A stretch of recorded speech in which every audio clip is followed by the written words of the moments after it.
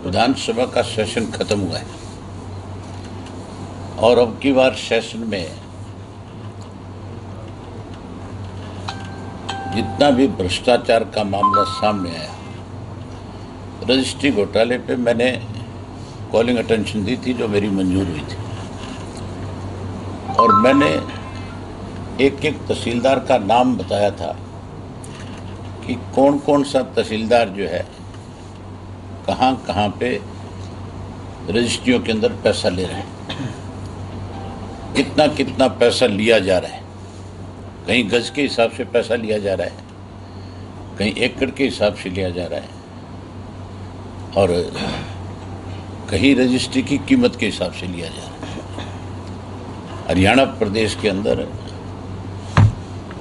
साल भर में 6 लाख के करीब रजिस्ट्रियाँ होती हैं। 6 लाख रजिस्ट्रियों में अगर एक रजिस्ट्री एवरेज 50,000 रुपया भी लिया जाए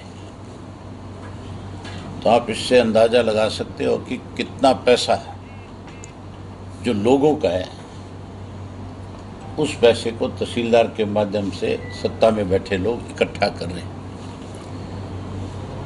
हजारों करोड़ रुपए का घोटाला है, और जो मंत्री है इसका वो हाउस में जवाब देता है कि स्टाम्प की कोई चोरी नहीं हुई। रजिस्ट्री के स्टाम्प में चोरी हो ही नहीं सकती। इसलिए नहीं हो सकती कि हर जगह के ऊपर रेट जमीन का तय है, पर एकड़ के हिसाब से अलग अलग जिलों में अलग अलग रेट तय किए हुए हैं। कोई रजिस्ट्री होगी तो जो सरकार ने रेट तय कर दिया उसका उतने पैसे का स्टाम्प उसको लेना पड़ेगा। मतलब ये कह करके उन तहसीलदारों को बचाने का एक प्रयास किया गया कि स्टाम्प की चोरी नहीं है, फिर कहाँ गड़बड़ है। गड़बड़ तो जो रजिस्ट्रार रजिस्ट्री करने से पहले पैसा मांगता है, कोई पैसा नहीं देता उसकी रजिस्ट्री रोक देता है। उसके अंदर नकूने लगा दिए जाते हैं कि पहले तो शहरी प्रॉपर्टी का सर्टिफिकेट लेकर के आओ, नगर पालिका से, नगर परिषद से पहले वो पैसे लेते हैं सर्टिफिकेट बना के देने, फिर उसको कहते हैं तेरा प्रॉपर्टी का सर्टिफिकेट लेके आ, फिर उसके बीच में और शॉर्ट चल लगा देते हैं। एंड में अगर कोई आदमी कहे कि मैं तो नहीं देता पैसे, तो सर्वर डाउन हो जाता है या तहसीलदार खड़ा होकर के चला जाता है, फिर उसको दोबारा टोकन लेने पड़ते हैं। केवल एक रेवेन्यू डिपार्टमेंट में नहीं, कोई डिपार्टमेंट ऐसा नहीं है प्रदेश सरकार का जिसके अंदर भ्रष्टाचार चरम सीमा पे नहीं है। आज किसी भी काम के लिए आप किसी भी अधिकारी के पास जाओ, वो पहले पैसे मांगता है और फिर वो आपकी बात को सुनता है। काम तो करना बहुत दूर की बात है, केवल सुनवाई के लिए पैसे देने पड़ते हैं। इस सरकार में हर रोज नया घोटाला होता है। यहाँ पे जब लॉकडाउन था उस वक़्त 9 बड़े घोटाले हुए।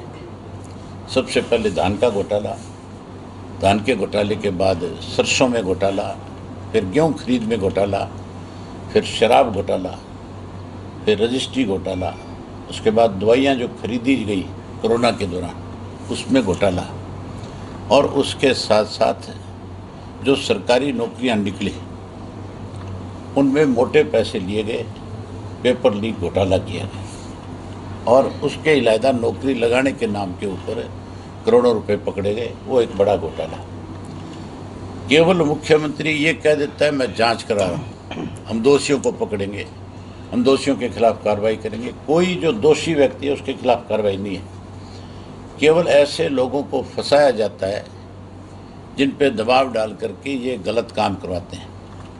क्लरिकल किस्म के स्टाफ के लोग जो है फिर उनके ऊपर तलवार लटकाई जाती है। जो एक्चुअल मगरमच्छ है उनके खिलाफ तो कोई पर्चा भी दर्ज नहीं करते। जो लोग इन्वॉल्व हैं उनके खिलाफ कार्रवाई नहीं करते। सरकार नहीं है, आज तो प्रदेश में लुटेरों का एक गिरोह है जो सत्ता में बैठा है, दोनों हाथों से प्रदेश को लूटने में लगा हुआ है। हैरानी की बात है, जब इनकी पोल खोली जाती है, जब कोई मेरे जैसा सबूत के साथ खड़ा होता है बोलने के लिए, तो स्पीकर उनके इशारे पे फिर उसको बैठने पे मजबूर करता है। स्पीकर को पता है सारी बात का, समझता है स्पीकर इस बात को अच्छी तरह से, ये जो कह रहे हैं बिल्कुल ठीक करें, लेकिन उसके बावजूद भी उसकी मजबूरी है, क्योंकि सत्ता पक्ष का है, अपने लोगों को बचाने के लिए उसे इस तरह के फैसले लेने पड़ते हैं। हम उम्मीद करेंगे कि अगले सेशन में स्पीकर का रवैया ठीक होगा और अगले सेशन में हम इनकी एक एक बात को लेकर के फिर पोल खोलने का काम करेंगे।